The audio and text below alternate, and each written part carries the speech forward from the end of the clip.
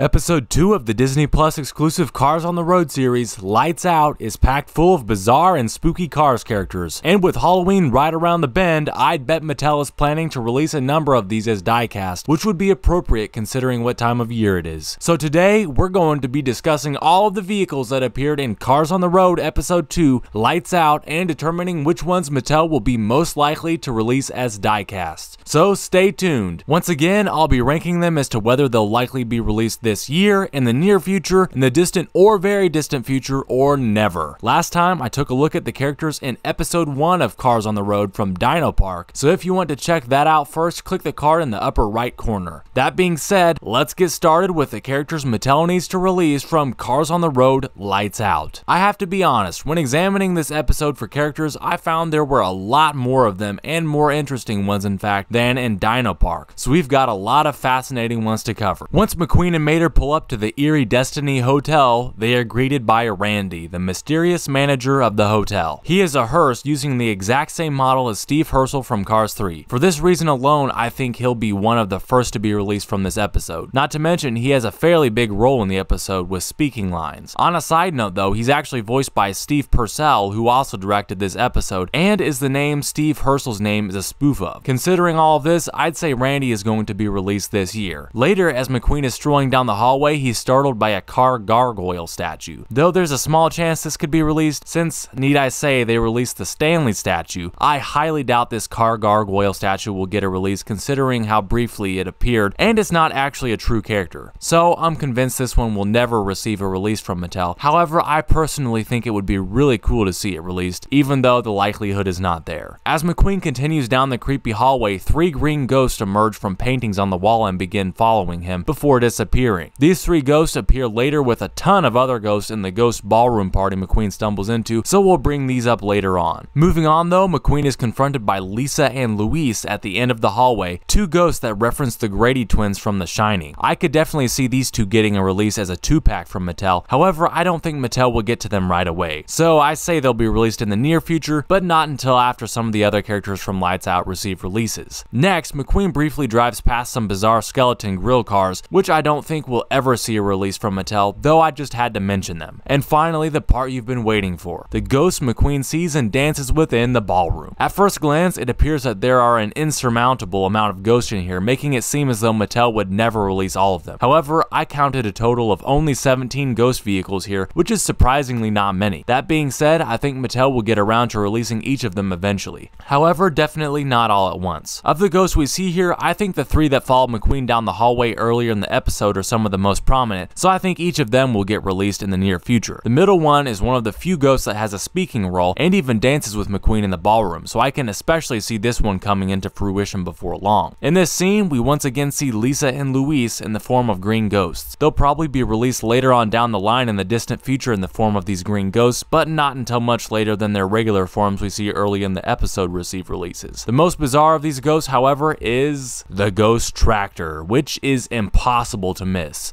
And knowing how Mattel likes to surprise us, and it didn't take long for them to release most of the racing tractors from Cars 3, which, by the way, were only a figment of Cruz Ramirez's imagination, I think Mattel will release this Ghost Tractor as one of the first here in the very near future, which I would absolutely love, and I know a lot of people would too. If you really want to see this Ghost Tractor get released as a diecast like I do, make sure you smash that like button down below and hit that subscribe button. The other ghost cars and ghost forklifts we see here, I would venture to say, will be released in the rather distant future. But like I said, I have no doubt that they'll all receive releases eventually. Next up, McQueen is chased by the creepy and insane Wraith Rod. Yeesh, McQueen never gets a moment's rest in this episode. But anyway, there's no doubt in my mind that the Wraith Rod is perhaps the most memorable character in the entire episode, so I can envision Mattel releasing him this year. However, there's one dilemma. Based on his size, he would definitely have to be a deluxe release, and there's been no indication so far of deluxe characters from Cars on the Road aside from the deluxe size stunt plane which came in a 4-pack exclusive at Target. So perhaps that's what they could do with the Wraith Rod here. A lights out 4-pack with a Wraith Rod would be shockingly cool to see. Briefly, 2 smaller little baby Wraith Rods pop up on the side of Wraith Rod, and these guys are integral to the scene where Wraith Rod chases McQueen, so I think Mattel will definitely have to release them at some point, but unless they come in a 4-pack with Wraith Rod, I don't think Mattel will release them until sometime in the distant future. Once this nightmarish ordeal for McQueen is over, Mater Roger and McQueen head downstairs to the now peaceful and cheerful hotel lobby, where we mysteriously see a minivan and forklift at the reception. Both of these characters are models that Mattel has already used, so that factor makes it rather likely that they'll be released eventually. The minivan reception car also has a line, so this is definitely in her favor of being released. However, the main creepy vibe of the episode comes from the ghost car, so I don't think Mattel will prioritize these two characters at the front desk as the first releases from the episode. So I'd say we can expect to see them in the distant future. Lastly, we see Randy one more time, this time in the form of a green ghost. Like I said, I think we'll get the main version of Randy released this year, but even so, this green ghost version of him is still very prominent and noticeable in the show, and in my mind would be a desirable diecast. So I'd say the ghost version of Randy will receive a release from Mattel in the near future. Lucky Randy, looks to me like he'll be getting two different variants of himself released sometime soon. And guys, those are my thoughts on the diecast Mattel could release from Cars on the Road Episode 2,